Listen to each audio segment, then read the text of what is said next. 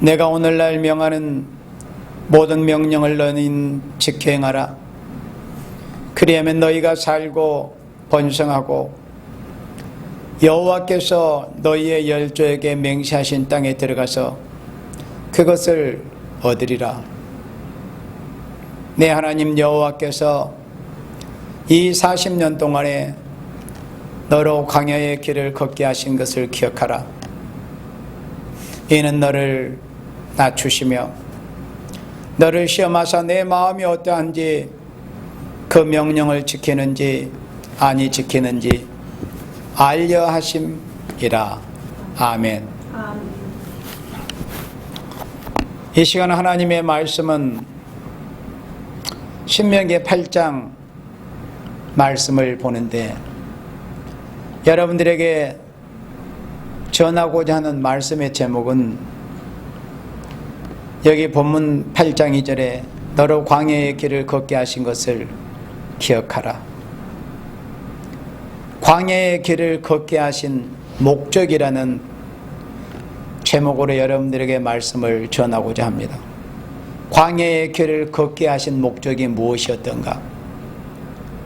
이스라엘 백성들이 믿음의 주상 아브라함에게 하나님께서 예고하시고 약속하신 대로 이방의 객이 되는 생활 430년의 생활을 마치고 연단 중에 준비하셨던 하나님의 사람 모세를 보내시어서 고통 중에 부르짖는 이스라엘 백성을 해방시키는 출애굽 역사가 있었습니다. 그 출애굽 역사를 통하여서 이스라엘 백성들이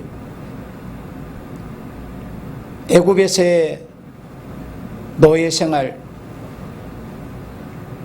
애굽에서의 참된 자유가 없던 그런 노예 생활, 종생활에서 해방을 받아서 하나님께서 믿음의 조상들에게 약속하신 그 약속의 땅을 향하여서 가는 그 여정 가운데서 어떤 일이 있게 되었는가? 왜 하나님께서는 약속의 땅을 주시고자 하셨을 때 그 지름길로 갔다면은 불과 한 사흘 정도만 갔다면은 약속하신 땅에 도달할 수 있었을 텐데 왜 굳이 하나님께서 광야의 길을 걷게 하셨는가 하는 그 이유를 여기 신명기 8장 말씀 몇 구절을 통해서 보도록 하겠습니다. 하나님께서는 약속의 땅을 이스라엘 백성들에게 차지하게 하실 때 굳이 왜 하필이면 광야의 길을 걷게 하셨는가? 하나님께서 하시는 일에는 그 원인, 이유, 목적이 없는 일이 단 한 가지도 없습니다. 사람은 특별한 목적이 없이 무의미하게 그저 습관적으로 하는 일들도 많이 있지만 우리 하나님께서 하시는 일에는 목적이 없는 일이 없습니다. 하나님께서는 무엇인가 역사를 하실 때 반드시 하나님의 어떤 뜻, 하나님의 의도가 있습니다. 그래서 하나님의 사랑하시는 택하신 생명 이스라엘 백성들을 430년 만에 애굽 땅 종살이에서 해방을 시켜서 약속의 땅으로 이끄실 때 굳이 광야의 길을 걷게 하셨는가? 그 목적이 무엇인가 하는 것을 오늘 성경 본문 말씀을 통해서 보도록 하겠습니다. 내가 오늘날 명하는 모든 명령을 너는 지켜 행하라. 이스라엘 백성들이 광야 40년 생활을 이제 마치는 마당에 이 신명기 성경은 모압 평야에서 하나님께서 하나님의 사람 모세에게 하나님의 법을 거듭 말씀하셨다고 하셔서 거듭 신자 신명기라고 하는 것입니다.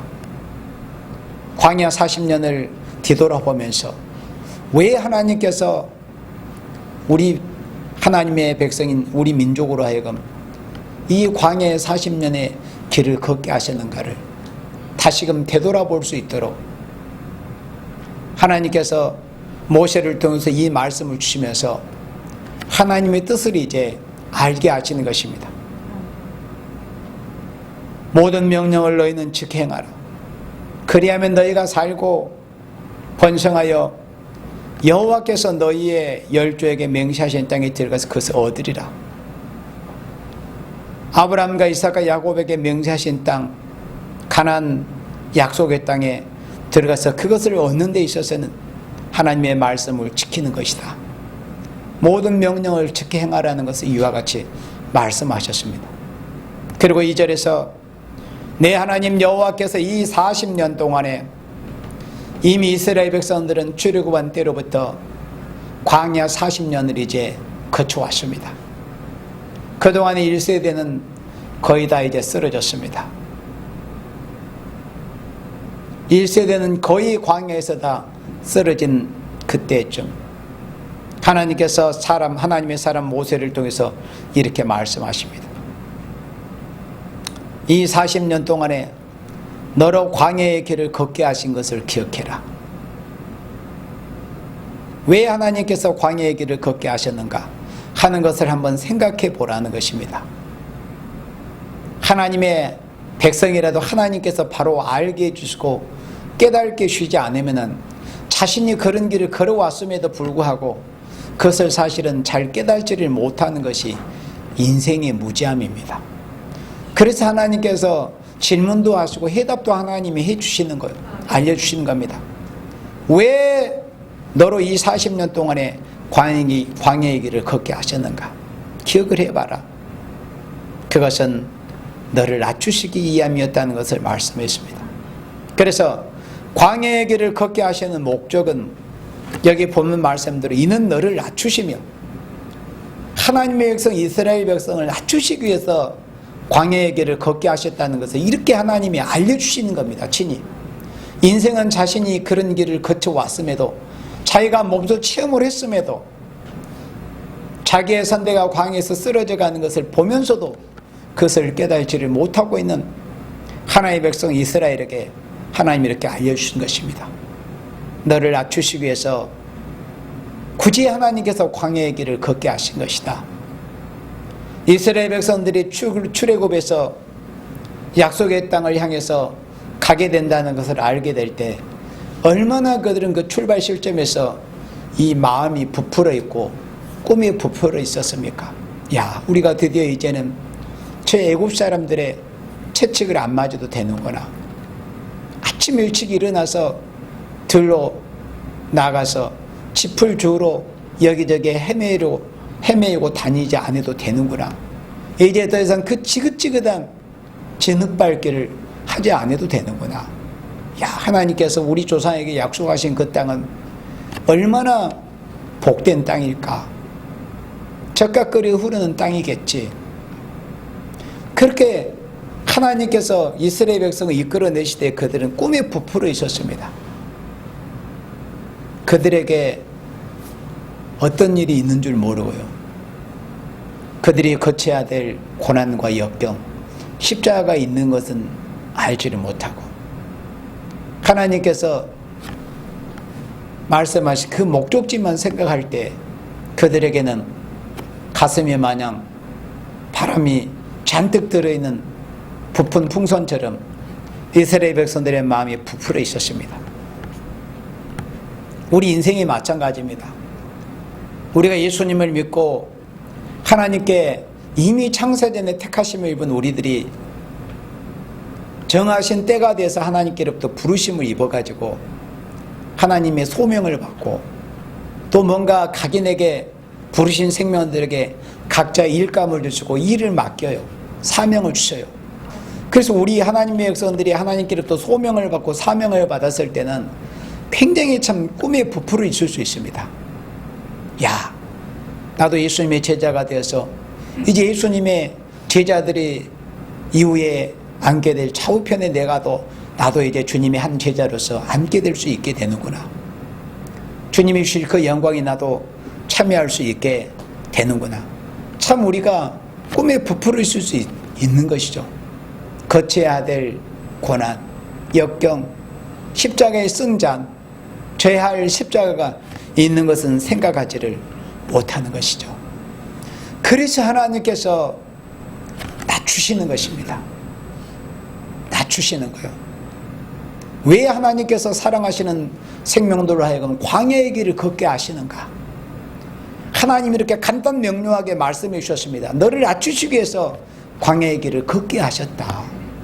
굳이 광야의 길을 거치지 않고도 척경 지름길로 3일이면 갈 수 있는 약속의 땅이었지만 하나님의 방법으로 왜 굳이 광야의 길을 걷게 하셨는가? 낮추시기 위해서 그랬다는 것입니다. 인간적인 소망, 세상에 대한 소망, 기대, 또 자신감, 자기 어떤 자랑거리, 내세울 만한 이런 것들이 낮아짐으로 인해서 다 산산이 이제 부서지게 되는 것입니다. 인간의 기대와 소망이. 그리고 결국에는 이제 낮아짐으로 해서 낮아짐의 그 단계를 거침으로 인해 가지고 결국은 인생이 사람 앞에서든 하나님 앞에서든 자신이 뭔가 내세우고 자랑할 만한 것이 있다고 했던 그런 모든 것들이 산산이 다 이제 깨어지는 것입니다. 그리고 결국에는 빈손이 되는 것입니다. 하나님이 왜 광야의 길을 걷게 하셨는가를 우리는 깊이 생각을 해봐야 됩니다. 우리를 낮추시기 위해서, 우리를 낮아지기 위해서. 그래서 하나님께서 우리에게 결국에는 담아주시기를 원하시는 그 그릇을 비우게 하시기 위해서, 깨끗게 하시기 위해서, 아무리 하나님께서 하늘에서 하나님께서 우리라는 그릇에 하늘의 것을 영원한 영광스러운 것을 채워주시고자 하실지라도 우리의 그릇이 준비되지 않고 비워져 있지 않고 깨끗해지지 않으면 채워질 수가 없는 것입니다. 그래서 낮아지는 이 낮추어지는 이 과정을 통해서 바로 그런 그릇으로 이제 변화돼 가는 것이죠. 그래서 결국은 빈손이 되게 되는 것입니다. 하나님이 그런 방법으로 그런 목적으로 우리를 낮추시는 거예요. 우리를 낮추시기 위해서 광야의 길을 걷게 하시는 것입니다. 우리가 낮아짐으로 인해서 이제 결국은 빈손이 되는 거예요. 정말 마음이 가난한 자가 되는 겁니다. 이 세상의 핫한 꿈들, 핫한 욕심들, 핫한 정욕들이 낮아짐을 통해서 다 쓸려 나가는 겁니다. 그래서 정말 마음이 가난한 자가 되는 거예요. 우리는 마음이 가난해지는 그 단계가 될 때 하늘의 것이 담겨지게 되는 것입니다. 그런 목적으로 하나님께서 우리를 광야의 길을 걷게 하신다는 것을 말씀을 하신 것입니다. 우리가 낮아질 때 비로소 높음의 가치를 알게 됩니다. 우리가 낮아질 때 사람이 낮아져 보지 않는 사람은 이 높은 자리의 그 영광의 가치를 사실은 모릅니다. 그것이 얼마나 가치 있고 영광스러운 것이라는 것을 낮아져 보는 경험이 없는 사람은 그냥 거들먹거리며 하고 자기가 잘하고 자기 어떤 수고와 노력으로 이런 것들이 된 것으로 생각을 합니다. 낮아질 때 낮은 위치에서 비로소 이 높음의 가치를 그때 비로소 알게 되는 겁니다. 그리고 또 한 가지 중요한 것은 낮아질 때 있잖아요. 그때 비로소 주님의 뜻, 하나님의 뜻을 비로소 그때 깨닫게 됩니다. 낮아질 때 우리의 마음이 높아졌을 때나 우리의 상태가 어느 정도 높아졌을 때는 자기가 마음은 원이고 하나님 아버지의 뜻이 무엇입니까? 주님의 뜻이 무엇입니까? 알기를 원합니다. 아무리 그렇게 하나님께 부르짖고 외쳐도 높은 상태에서는 10분 하나님의 진정한 우리를 향한 나를 향한 그 뜻을 온전히 깨닫기가 어렵습니다. 우리가 낮은 자리에서 낮아질 때 주님께서 나를 향하신 뜻, 하나님께서 나에 대한 그 뜻을 그때 비로소 알게 되는 거예요. 삼손이 맷돌을 돌리기 전에, 맷돌을 돌리기 전 삼손과 맷돌을 돌리고 있을 때 그 삼손이 그 마음과 그 마음의 자세 한번 생각해 봐요. 비교할 수 없습니다. 그건 말로 되는 것이 아닙니다. 아무리 자기가 각오를 하고 아무리 자기가 작정을 하고 정말 작심을 하고 그런 마음을 가졌다 할지라도 자기가 그렇게 비천해져서 지극히 낮은 자리에서 맷돌을 돌리고 있을 때 그런 마음의 자세하고는 비교할 수 없습니다. 그래서 하나님께서 우리를 낮추시기 위해서, 우리는 낮아질 때 하나님의 뜻을 그때서야 비로소 알 수 있다니까요, 여러분들. 그래서 낮아지는 게 유익이에요. 사람이 높은 위치에 높은 상태만 있으면 그것이 좋은 것, 우선은 편하고 좋을 것처럼 여겨질 수도 있지만 그게 결국 자신들에게 그게 좋은 것만 아닙니다. 진짜 하나님의 뜻을 알기를 원한다면 가장 낮은 곳에서 낮아질 때, 그때 하나님의 뜻을 비로소 바로 알게 됩니다. 낮아질 때 높음의 가치를 알게 되는 거예요. 그래서 하나님께서 낮추시기 위해서, 당신의 사랑하시는 생명들 이스라엘을 낮추시기 위해서 광야의 길을 걷게 하셨다는 것을 이렇게 말씀하고 계신 겁니다. 이는 너를 낮추시며 너로 광야의 길을 걷게 하신 것을 기억하라. 기억하라는 거예요. 이는 너를 낮추시기 위해서 그러셨단다. 그 다음에 너를 시험하사, 2절 본문에 너를 시험하사 내 마음이 어떠한지, 그 명령을 지키는지 아니 지키는지 알려 하십니다. 하나님께서 하나님의 선민이었던 하나님의 백성 이스라엘로 광야의 길을 걷게 하신 목적이 두 번째는, 여기 본문에 너를 시험하사 내 마음이 어떠한지 그 명령을 지키는지 아니 지키는지 알려 하십니다. 광야의 길을 걷게 하신 목적은 명령을 지키는지, 곧 하나님의 말씀을 청종하고 순종하는지, 하나님의 명령을 지키는지 아니 지키는지 시험해 보시기 위해서, 알기 위해서 하나님께서 광야의 길을 걷게 하신 것입니다. 그런데 하나님께서 당신의 택하신 사랑하시는 이스라엘을 시험해 보시는 그 장소가 어디냐, 이것이 중요합니다. 시험의 장소. 사람은 열심히 공부한 사람들이 어떤 장소의 영향을 받기도 하지만 진짜 제대로 준비한 사람은 장소의 영향을 그지 받지 않고 자기의 실력을 뽐낼 수 있습니다. 하나님께서 사랑하시는 택하신 이스라엘을 하나님의 말씀, 명령을 지키는지 아니 지키는지 알게 하시기 위한 그 시험 장소는 굳이 하나님께서 어디로 정해 놓으셨느냐? 바로 광야였습니다. 시험하는 그 장소가 광야 시험장에서 하나님의 백성을 하여금 하나님의 말씀을 잘 지키는지 안 지키는지 이걸 시험해 보신 것입니다. 그 시험장에 광야였어요. 왜 그러면 광야로 하셨을까요? 사람은 있잖아요. 좋은 조건, 좋은 환경, 모든 것이 풍족한 곳에서는 누구든 다 잘할 수 있습니다. 얼마든지 잘할 수 있습니다. 좋은 환경에서, 풍족한 조건에서, 또 좋아줄 사람 많고 모든 것이 부족한 문제에서는 얼마든지 시험을 잘 치를 수 있지 않겠습니까? 그런데 하나님께서 왜 하나님의 백성으로 하여금 시험을 치르는 그 시험장에 그 장소를 광야로 하셨겠느냐? 광야로. 그런 환경에서 시험을 치러봐야 제대로 된 시험 결과가 나올 수 있습니다. 광야에서 시험을 치러야 됩니다. 우리 하나님의 사랑하시는 자녀들이 다 마찬가지입니다. 좋은 환경, 부족함이 없는 곳에서는 누구든지 잘할 수 있습니다. 광야에 들어가 봐야 됩니다. 광야 시험장에서 어려운 환경, 열악한 환경, 부족함이 있는 곳에서, 힘들고 고생스러운 그런 곳에서, 하는 말로 바쁜 그런 상황 속에서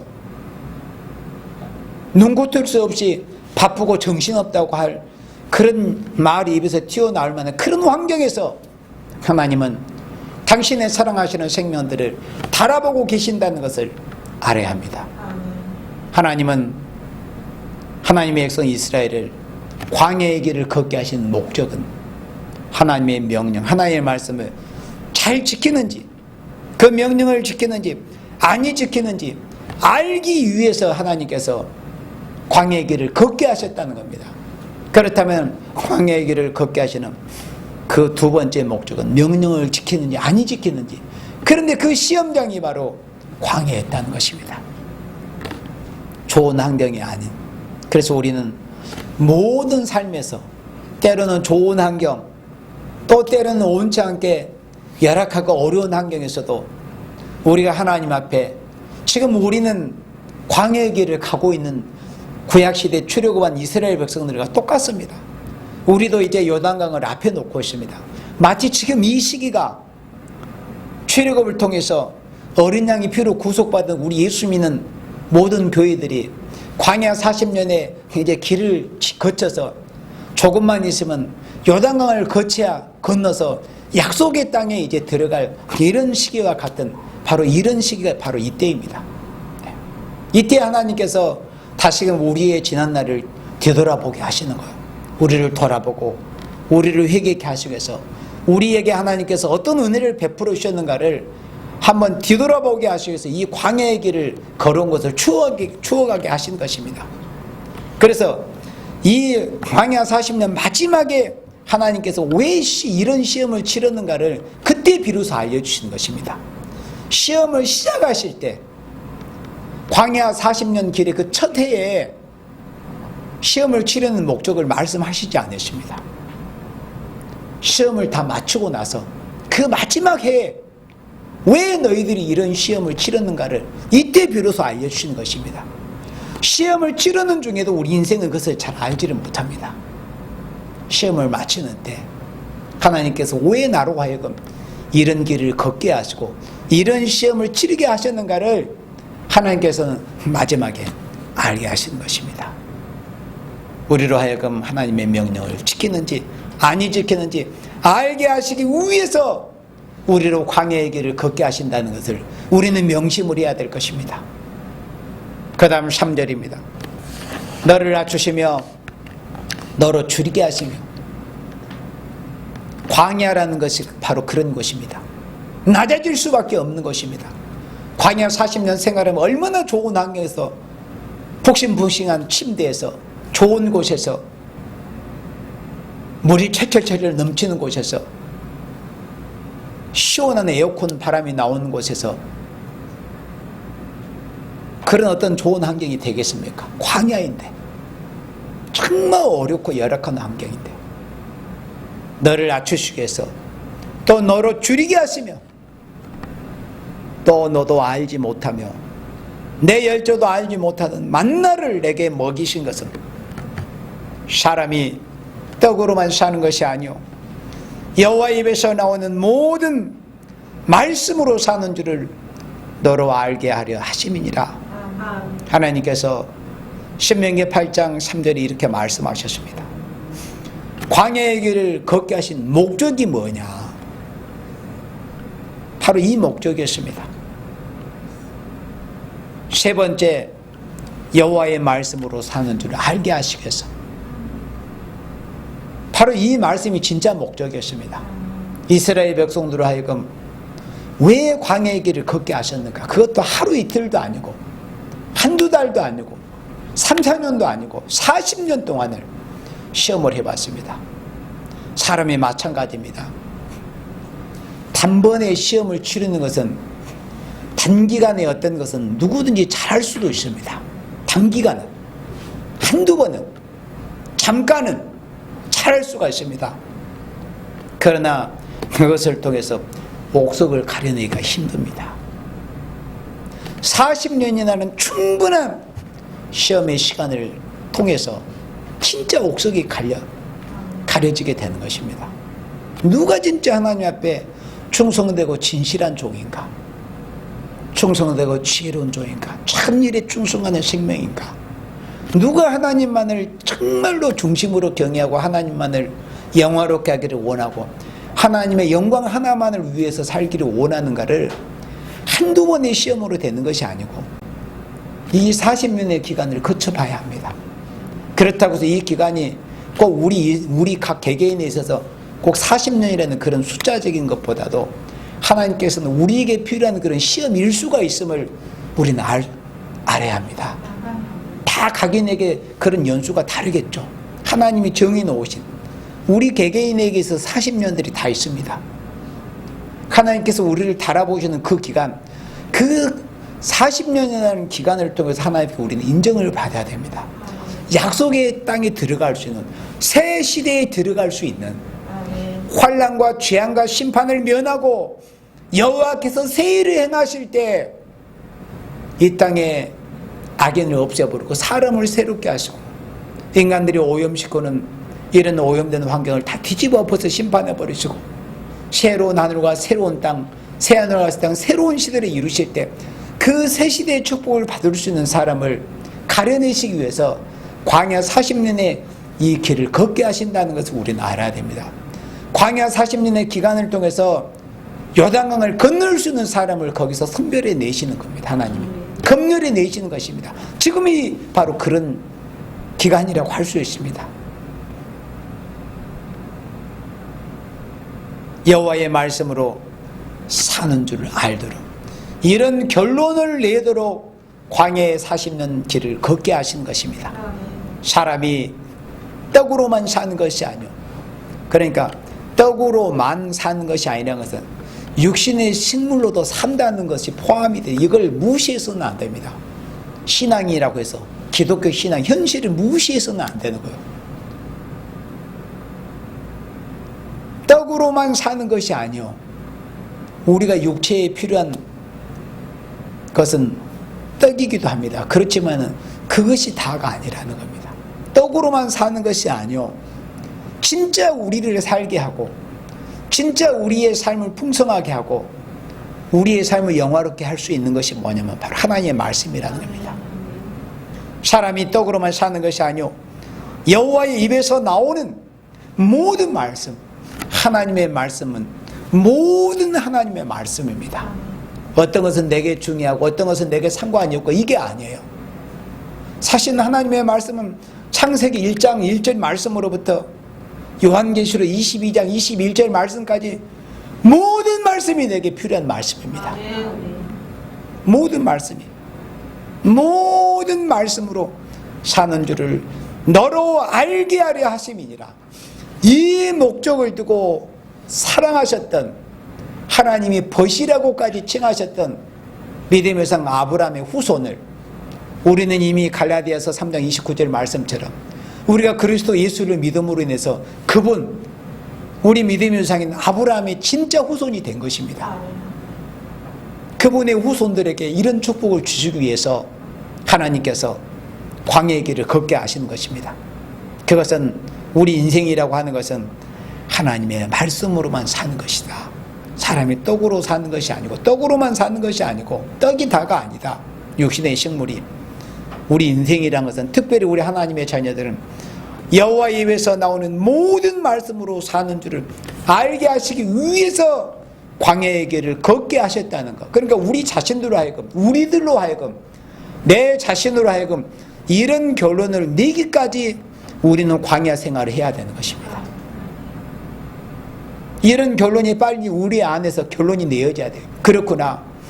인생이란 것은 내가 이런 방법, 이런 노력, 이런 힘씀, 또 이런 꼼수, 이런 지혜, 이런 곳으로 살아보려고 했던 이게 아니었구나.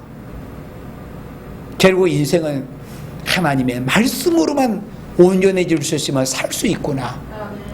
이런 결론을 우리로 내게 하기 위해서 우리 하나님의 자녀들로 하여금 광야의 길을 걷게 하시는 것입니다. 이런 결론을 내서 이제는 말씀이 인격이 되고 말씀이 생활이 되는 이런 삶을 살게 하시는 것입니다. 그래서 신명기 6장에서 하나님께서 하나님의 백성들에게 이렇게 말씀하셨어요. 신명기 6장 4절에 자녀들을 어떻게 양육해야 될 것을 말씀했잖아요. 신명기 여러분들 6장 4절을 넘겨서 보시기를 바랍니다. 말씀으로 사는 데 있어서는 이스라엘아 들으라. 우리 하나님 여호와는 오직 하나인 여호와시니 너희는 마음을 다하고 성품을 다하여 힘을 다하여 내 하나님 여호와를 사랑하라. 이렇게 하나님을 사랑하라는 거예요. 하나님을 사랑하는 방법은 마음 다하고 성품을 다하고 힘을 다해서 내 하나님을 사랑해라. 6절에 오늘날 내가 내게 명하는 이 말씀을 너는 마음에 새기고, 마음에 새기라는 것이죠. 내 자녀에게 부지런히 가르치며 집에 앉았을 때든지 길에 행할 때든지 누웠을 때든지 일어날 때든지 이 말씀을 강론할 것이며, 그러니까 자녀들을 교육하는 데 있어서 있잖아요. 자녀들을 교육하는 데 있어서 최고의 교육 자료, 학습 자료가 뭐냐면은 다른 게 아니에요. 하나님의 말씀입니다. 오늘 학교에 가면 학생들 교과서로 공부하고 참고서로 공부하고 학습지로 공부하고 많은 공부가 있잖아요. 또 나름대로 부모들은 뭐 어려서부터 얘들을 뭐 태아 교육한다고 뭐 음악도 듣고 여러 가지 교육 방법을 많이 동원하지 않습니까? 그러나 정말 어린 생명을 또 모든 인생들을 교육하는 데서 가장 좋은 재료가 뭐냐면 하나님의 말씀이라는 것을 알아야 됩니다. 하나님의 말씀. 내 자녀에게 부지런히 가르치며 집에 또 길에 행하든지 누웠을 때 일어날 때든지 이 말씀을 강론하라는 것입니다.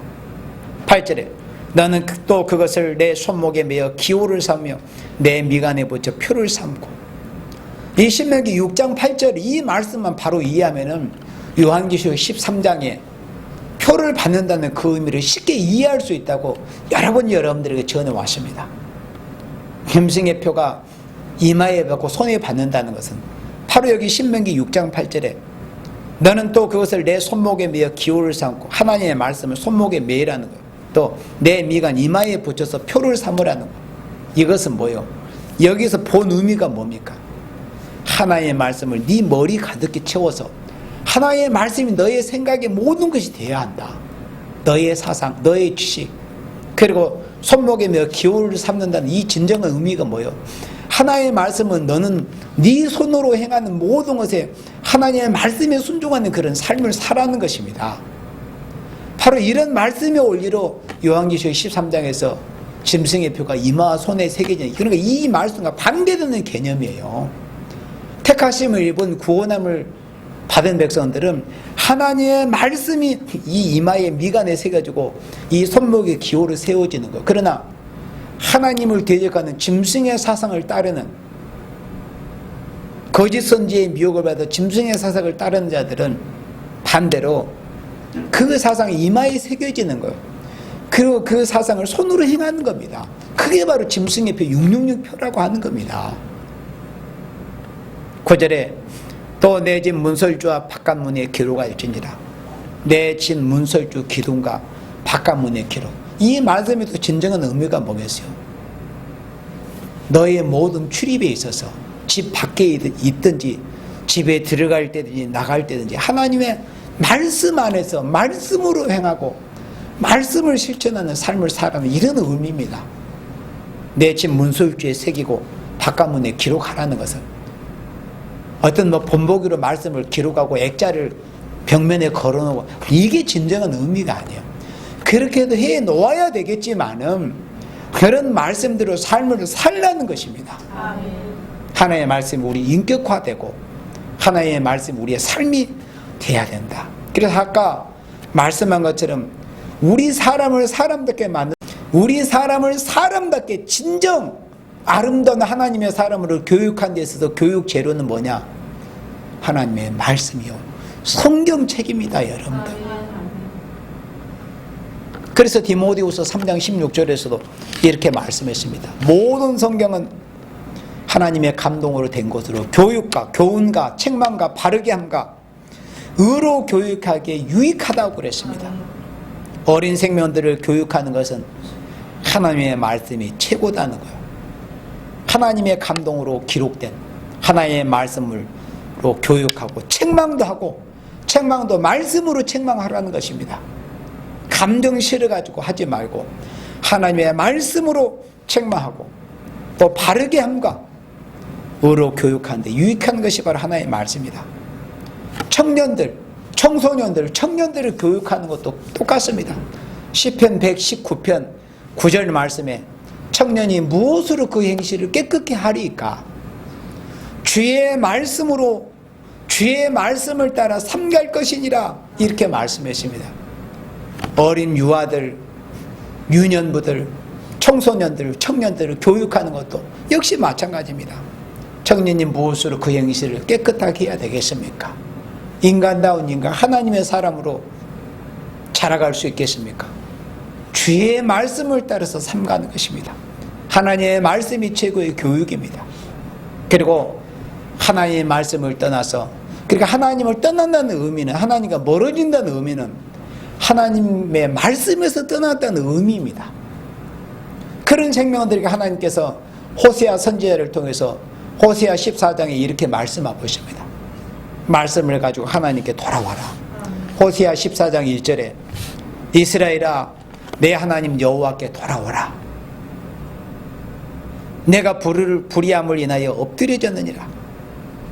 너는 말씀을 가지고 여호와께 돌아와서, 너는 말씀을 가지고 너의 불의함을 인해 엎드려진 너에 대해서 하나님께서 말씀하실 때 너는 말씀을 가지고 여호와께로 돌아와서 아뢰기를 모든 불의를 지하시고 선한 바를 받으소서.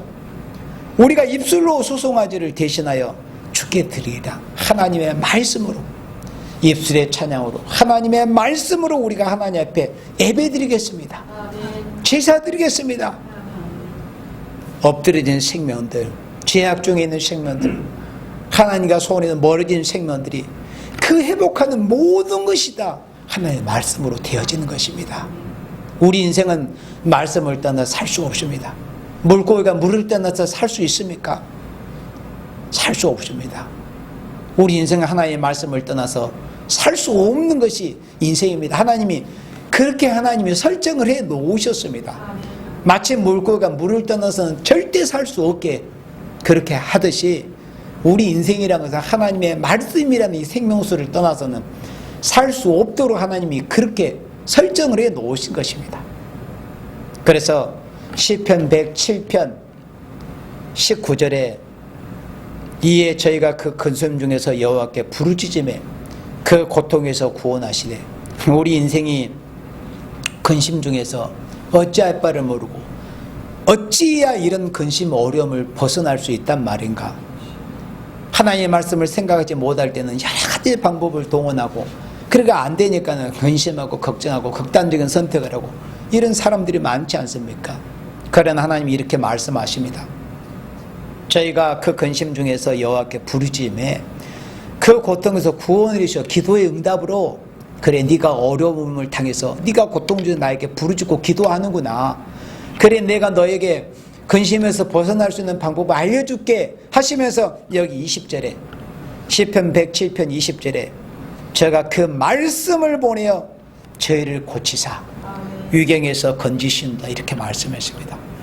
말씀을 보내서 저희를 고친 겁니다. 하나님이 우리를 고치시는 방법이 말씀을 통해서 고쳐주시는 것입니다. 우리를 유경에서 건져주시는 것도 말씀을 통해서, 우리를 근심 중에서 건져주시는 것도 말씀을 통해서, 우리를 고쳐주시는 것도 말씀을 통해서 다 하시는 것입니다. 그리고 이제 마지막 구절 시편 119편 50절에 여러분들이 자주 보아한 말씀, 시편 119편 50절에 이 말씀은 나의 곤란 중에 이루라. 주의 말씀이 나를 살리셨음이니이다. 우리를 근심 중에서, 우리를 위경 중에서 건져주시는 것도, 또 나를 곤란한 중에서 위로해 주시는 것도, 또 나를 죽게 된 나를 살게 해주시는 것도, 모든 것이 다 주의 말씀을 통해서 되어진다는 겁니다. 이 말씀은 나의 곤란 중에 이루라. 나를 곤란한 가운데서 위로해 주시는 것도 하나의 말씀이요, 죽게 된 나를 살게 해주시는 것도 하나의 말씀이라고 말씀을 했습니다. 그래서 하나님께서 이스라엘 백성을 왜 굳이 광야의 길을 걷게 하시며 그 시험장을 항무진 그 광야로 삼으셨는가, 그 의미를 우리가 바로 깨달아야 됩니다. 우리로 하여금 우리 인생이란 것은 떡으로만 사는 것이 아니요 여호와의 입에서 나오는 모든 말씀으로 사는 줄을 우리로 알게 하시기 위해서 우리로 광야의 길을 걷게 하셨다는 것을 우리는 바로 알고, 오직 하나님 여호와의 말씀으로만 사는 여러분들이 되시기를 주님의 이름으로 축원합니다. 아멘.